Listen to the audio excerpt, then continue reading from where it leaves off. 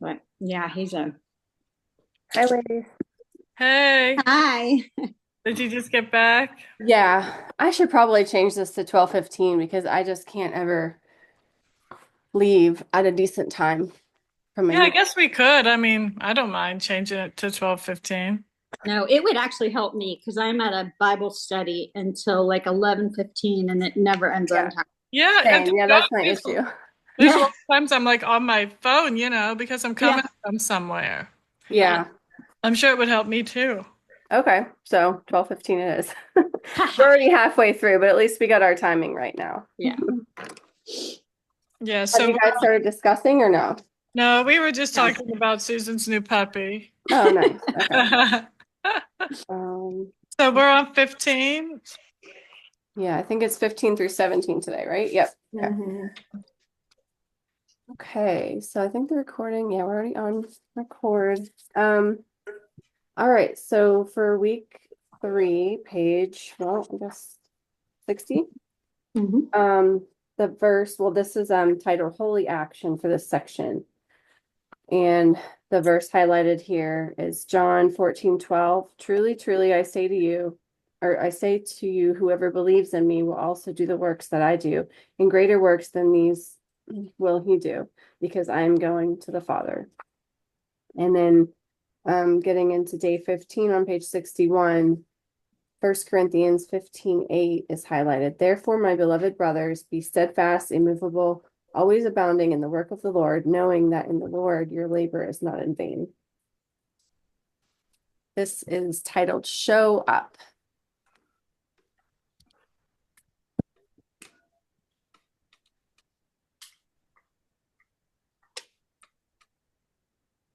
Anyone wants to share any notes, feel free.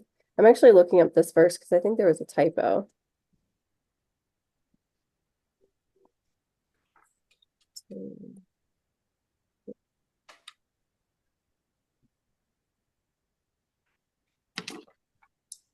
Yeah, I think it's supposed to be 5:18. Hold on. 1 Corinthians 5:18. Mhm. On the next page, it says that. Yeah, okay. Thank you.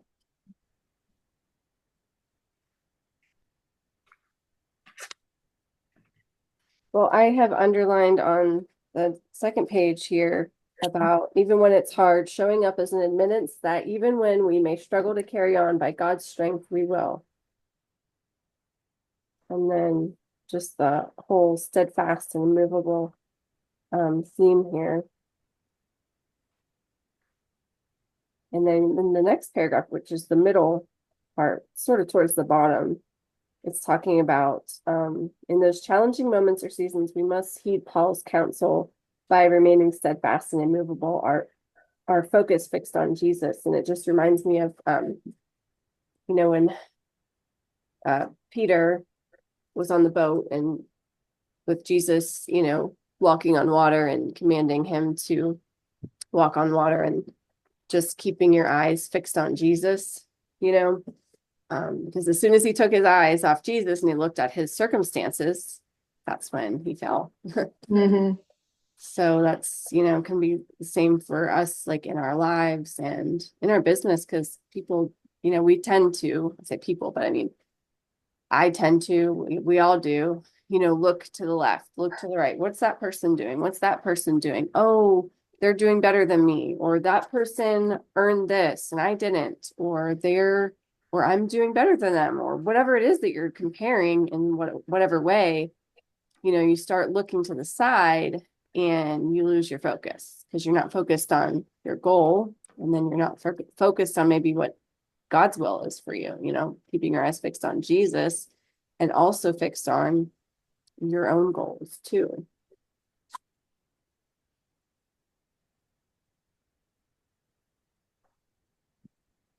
I wish I was as cool as the autistic boy because when he said, that they're talking about, but I still show up for myself no matter what they say because I like who I am. Yeah, isn't that awesome? That's so awesome. And that's a hard thing for me. That's, you know, it really is. You know, doing things no matter what they say. I can think of an instance this weekend. We were up at our pool, and there were some kids there, and they were as young as 8, and the oldest was maybe 12 or 13. But they didn't. I knew they didn't live there, and I knew. And we've been having all kinds of problems with kids up at the pool and damaging and destroying. Well, these kids were. I mean, they were cussing. They were talking about the white girl on the other side of the pool that they wanted to do X, Y, and Z with. I mean, just a lot of things that were just really disturbing my day. And it's private property. So they have said if something like this happened, you're supposed to call the police. Well, the police won't come unless there's a board member up at the pool. So I posted on our group meet or our neighborhood Facebook that there are some unruly teens up here that are trespassing, and I need a board member. Or could someone? Boy, I will tell you what. The next thing I knew, I got so much hate from that text. No. Oh, kids can be kids. What exactly did they do? Didn't you ask them where they live? And it was stuff like I just got angrier and angrier and angrier, and I'm like, why are they? Do you think I'm an idiot? I would call the police for no reason. Right. I mean, yes, they are disturbing. And then they knew it was me that had posted because someone at the pool showed them. So then they're mocking me. They're calling my name and all this stuff. I'm like, should I have just said nothing? Yeah. And I don't want to ever come to this pool again. And I'm ready to like go to battle on it. But I just realized that nobody from the board was coming up. They can complain, I guess, all they want. And I just took the post down and said, that's not who I am. All you people are putting all these things on me of what kind of person I am. And I'm not that person. Just say I'm a little shook up about it still, driving by the pool. I have to tell you, because I'm like, yeah, I've gotten shaken up by things like that too. That's not fair. No, and it's not safe. It's right. It's not like you're just complaining to be a complainer or whatever. Which was not the case at all. Different. Yeah. Yeah. And I was nothing but kind to them. I just asked them, hey, you guys live here? Yeah. What street? They couldn't name the street. They couldn't show the key fob. Yeah. They all lived together too. I don't know. I've had the same issues. Holly's probably shaking her head right along with me. We feel your pain, Susan. In our neighborhood, you can't post anything on our neighborhood Facebook page or you will be attacked. Yes. So I have a couple times, and I know if I do, I have to be ready to be attacked. Like I have a real problem. We're getting sidetracked here, but people speed past our house. Yeah. And everyone in the whole neighborhood knows I hate the speeders that go past our house, and it's people I know. Yeah. And I wave at them. Mike keeps joking we should just put a sign out in front of the yard. This is Amy Morton's house, the one that gets pissed off on Facebook. Slow down. She's watching you from her window. She's watching you. Because I even put it on Facebook. I'm watching you. I know who speeds past my house. I know who you are. Yeah. And you go past at 60 miles an hour. Should I start typing names? But yeah, I know. You have to be ready to get attacked. People just assume you're an idiot. It's hard to find that line in good Christian love. I don't know how to say it, but I just felt like I'm not going to sit and argue with these boys that are coming up and going, did you just post something on Facebook? And then, and John was up there with me too. He's like, just leave it. Don't engage. Yeah. I have to engage. Yeah. That's hard. Even in relating this to our business too, it reminds me of, sometimes posting in a group, and maybe you're trying to share, you just want to share to help somebody. You saw somebody that had a problem. They asked for help, they're like, I'm struggling with whatever, migraines and I don't know what I can do. Does anyone have any ideas? And then you go and comment something in love, to help, and because you have the knowledge and you have the supplements that can help them. And then whether you mention Plexus or not, sometimes people figure it out, or they go to your profile and are like, oh, and then they start replying to your comments and basically saying, oh, this is an MLM, blah, blah, blah, don't into this, and it's a scam or something, like, what I mean? Just people that come out of nowhere. And it's like, did I ask you? I'm just answering the cry for help here. You don't say that, but it's just like, and it can get in your head because they'll attack you. And I was even in a group that was supposed to be Christian women in business of some kind. I mean, that wasn't the name of the group, but that was the theme. Yeah. And I don't know if I left or I just unfollowed the group because I couldn't stand that anytime, not even just myself or anybody else would comment something like that. If it had anything to do with an MLM, there were these at least handful of women that would just attack. And I'm like, this is not a good place to be, even though it says it's a Christian group. This doesn't feel like it to me, and I'm not going to sit here. Yeah. Be a part of it. Yeah. And it's not good for your mind, to sit there and go back and forth with them. It just makes it worse. Yeah. Yeah, we just have to be confident. We know we're trying to do good. You just have to be confident in your business. What happened at the pool? What you're doing was you're trying to be good. You're trying to help someone. You're trying to keep people safe. And you just have to be confident. And that's hard. That is hard. And more importantly, God knows, because we work for God. We work for Jesus. Everything that we do. Yeah. Amen. Yeah. And on the last page here too, what it says about being, uncomfortable too, that's going to happen.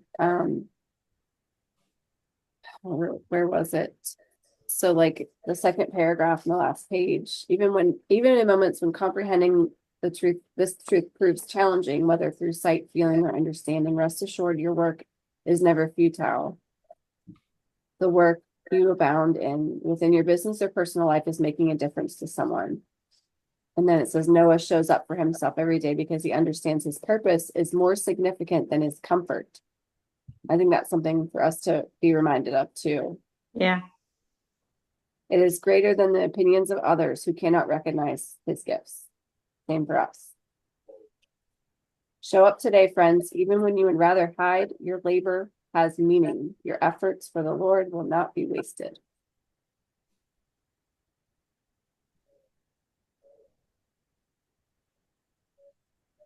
Okay, so let's move on to 16. Presence, not perfection. We have Hebrews 6:10. For God is not unjust so as to overlook your work and the love that you have shown for his name in serving the saints, as you still do. And then Philippians 3:13 through 14. Brothers, I do not consider that I have made it my own, but one thing I do, forgetting what lies behind and straining forward to what lies ahead. I press on towards the goal for the prize of the upward call of God in Christ Jesus. And he talks about the relentless pursuit of perfection, which ends in defeat and disappointment. Ouch. Anyone relate? This has always been my vice. It runs in my family too. Because it just holds you back so much. You put so much time and effort. It's like almost like walking on a treadmill or a hamster wheel. Because you're working so hard to make sure it's perfect, but nothing's ever perfect. No. Can't make it perfect. And it takes so much out of my time and energy, trying to say the right thing or post the right thing or look for the perfect testimony or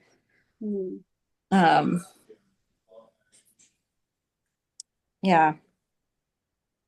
And then it's true, like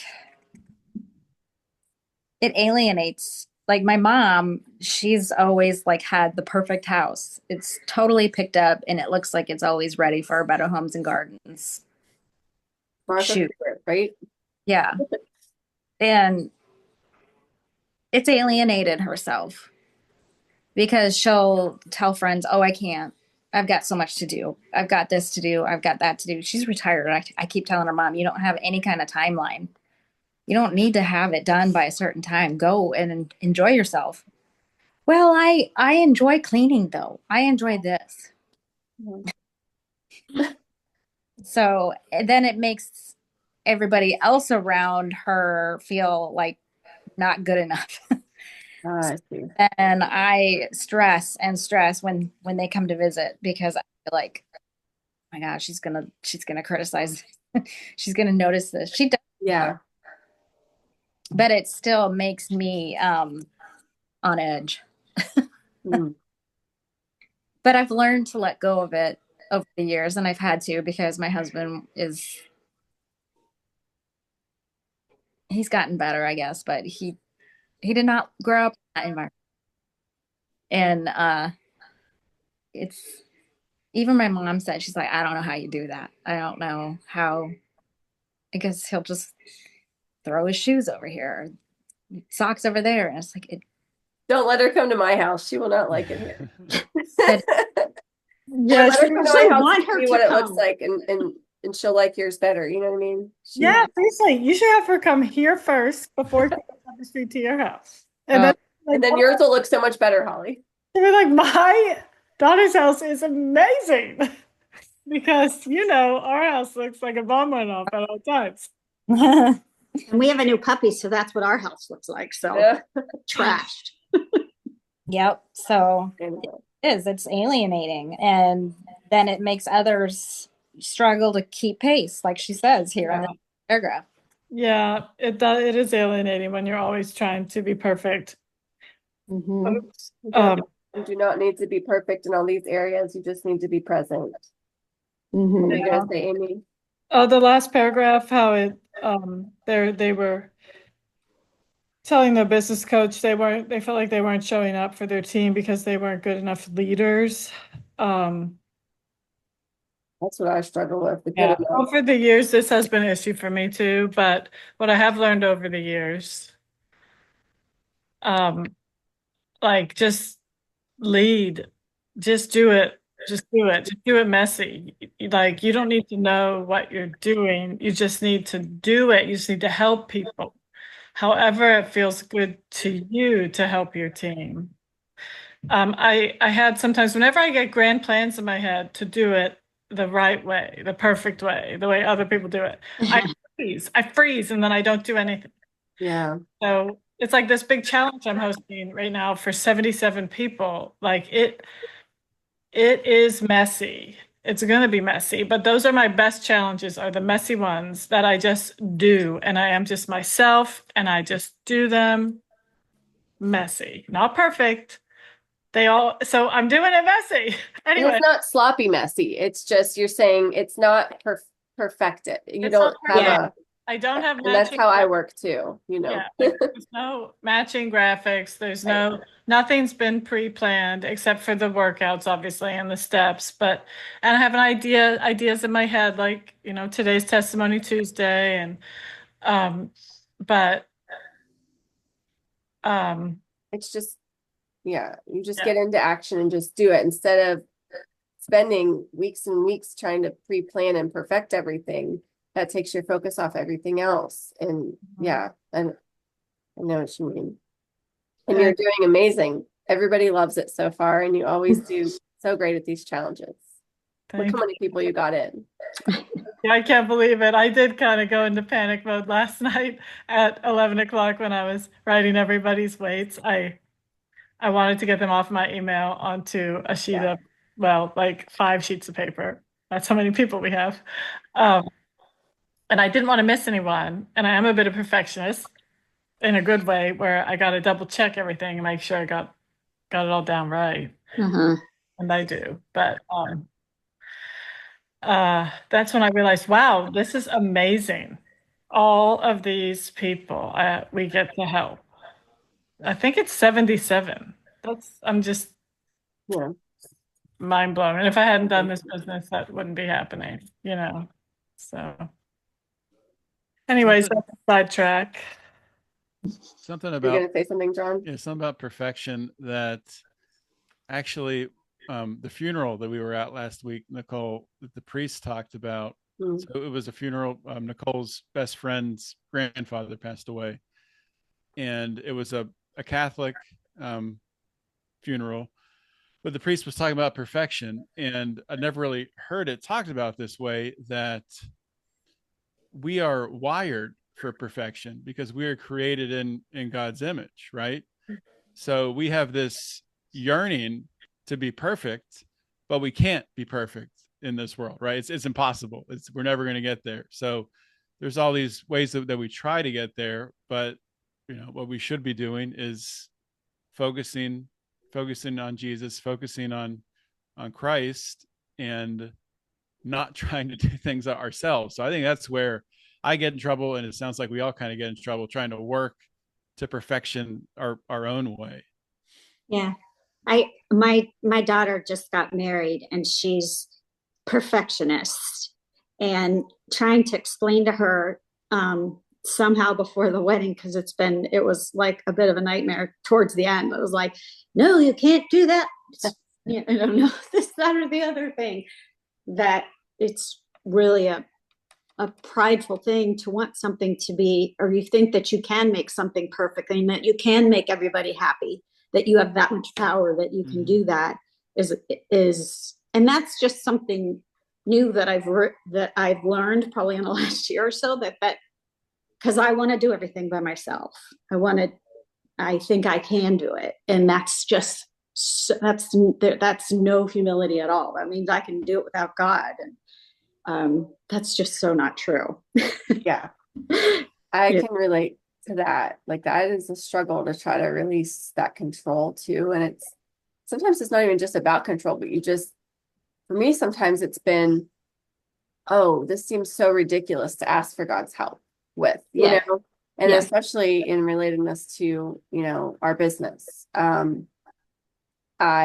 struggled with this for many years, being like, it's not that I just wanted to do it on my own. I just felt like, well, I should do it on my own. Why should I ask God to help me with my business? That's so stupid. Like, he would think like that's ridiculous, but he doesn't. And it's like, he wants to be in every detail, and so I had this mind game for a while of like, just not being able to, I don't know, you know what I'm saying? And then today in our Bible study, we were talking about when Jesus returns and the signs to come and all this kind of stuff, and what we'll know for certain and what we're not going to know, and all these different things. And then one of the questions was, how might not knowing when Jesus will return will actually be helpful for us? Because a lot of people are talking about, like being in control of things, or being a planner, or being a perfectionist, and like wanting to know or whatever. And then the way I answered it was like, I think it's good that we don't know when his return is. Like, only God knows. And Jesus said, even he doesn't know, like the Son doesn't know, only the Father will know when the time is that he will return.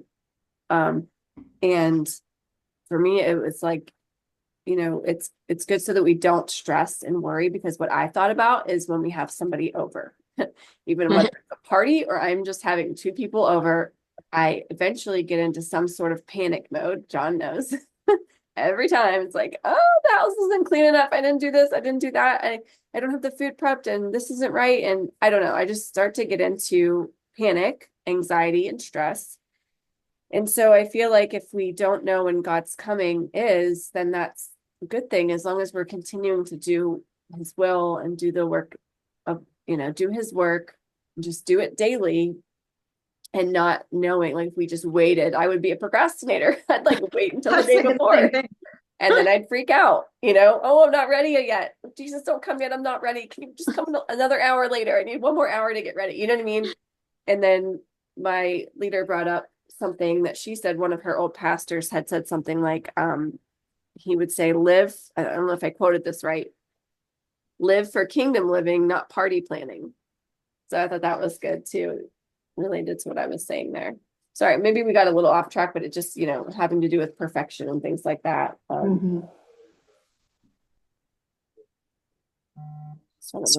Yeah, that's really, really huge to think of Jesus coming, like why we should know about it ahead of time.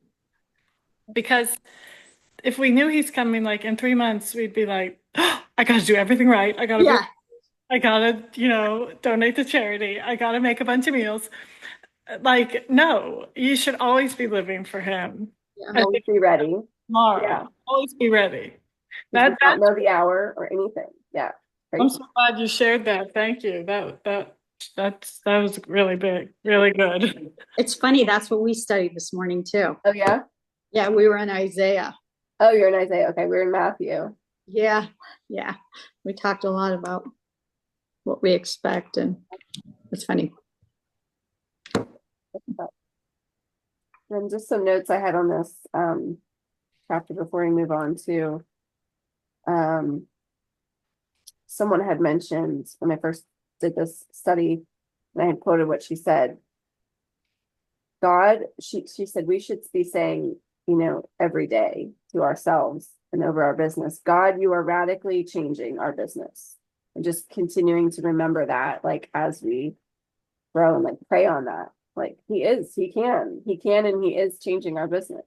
If we let him and we surrender those things to him and release the control and things like that. And, Satan wants us to stay stuck in these bad, these mindsets that pull us down and take us away from the things that God has entrusted us with and called us to. And, just try not to believe the lies that we tell ourselves and the lies that we hear. I like the other thing it said on page 66 at the end, there will never be a time that we arrive as a leader or as a spouse, a parent, a friend, or any other areas of our lives because we are broken humans. Thankfully, we are covered by grace and there's always room for growth. But I don't know, some of you that have, plexus goals, rank goals and things like that. I feel like there was a time where early in my plexus business, you just think like, oh, well, once I'm this rank, I will, you just have this, I will have arrived and I will have everything will be perfect. And I will, you just have this like sense of how everything's going to be when you're ruby or when you're emerald or whatever. It's never, it's always a constant process of learning and growing and all of that stuff.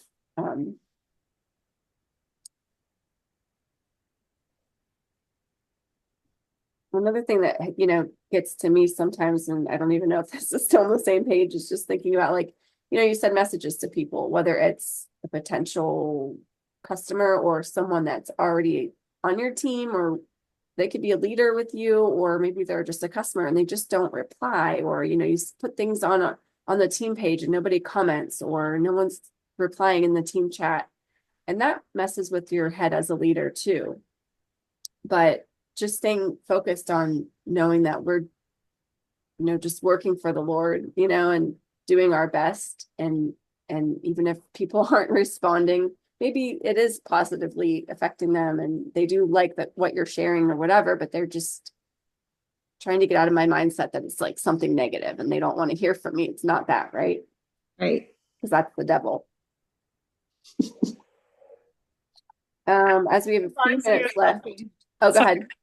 So I'm so used to like people not responding. Like, after doing this for 10 years, like I am so used to it.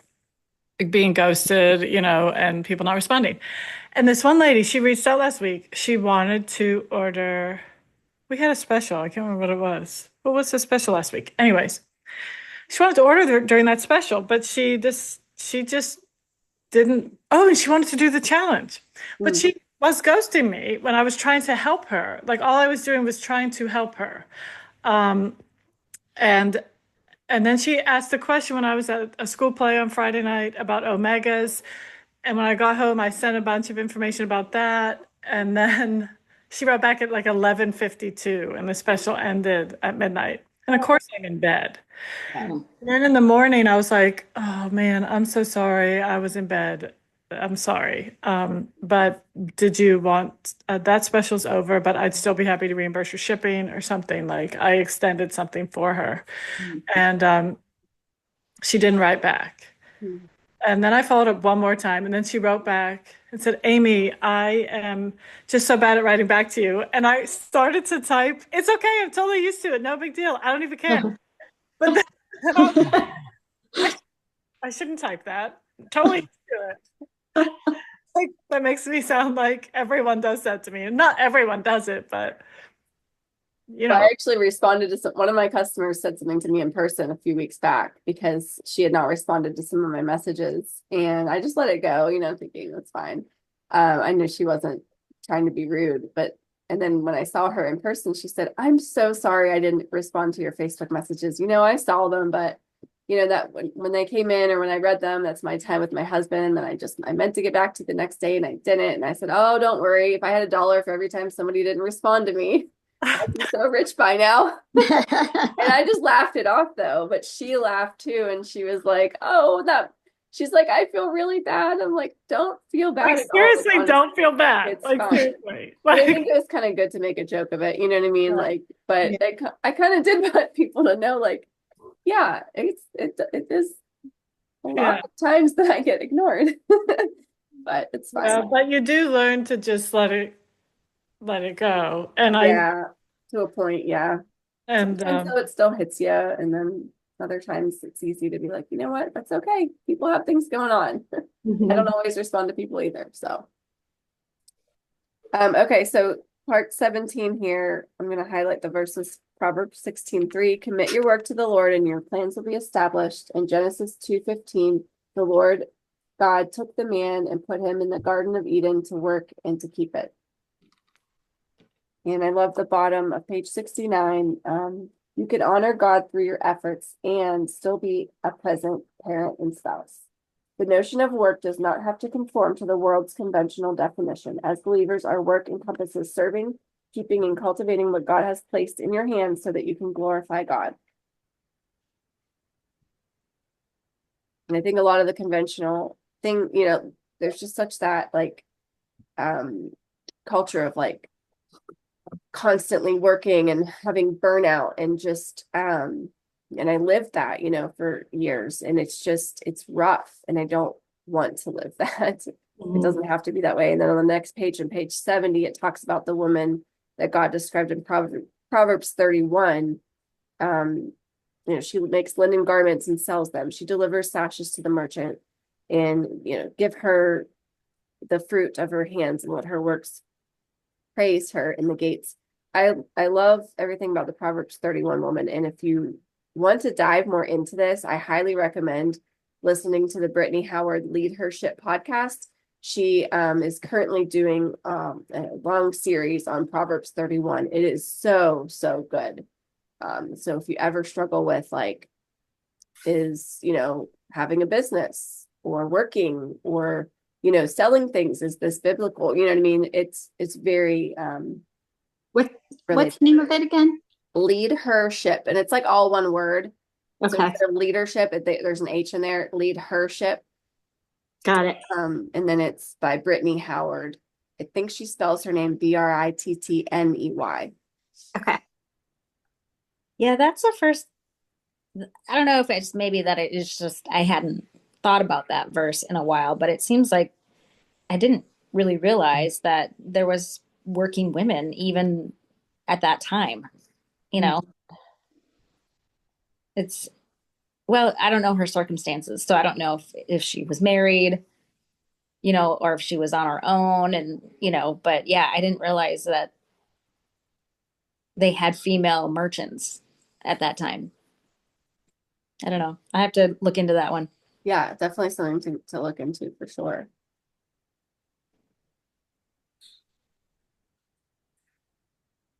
Designed, the very design of work is God-given and designed to cultivate impact for the kingdom.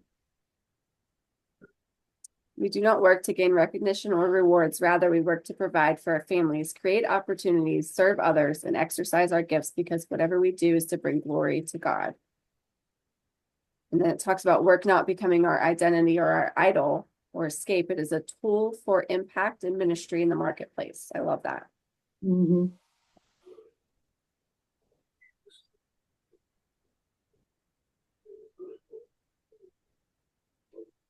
Sometimes God gives you a vision or like a you know, something that you're supposed to do and you feel it, you know, but other people don't see it yet. And that can get you stuck in like fear or, you know, discomfort over that too. So that's kind of hard when other people don't understand, you know, what you're doing.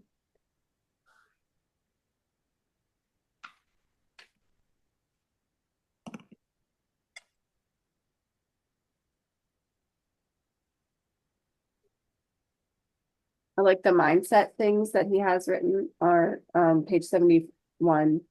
The lie that you are all about prizes and money. And the truth is I am motivated to serve people. You're all about self-promotion. But the truth is I am all about promoting Christ. You know, just these are really good. Mm-hmm. Anyone else have any thoughts on this chapter?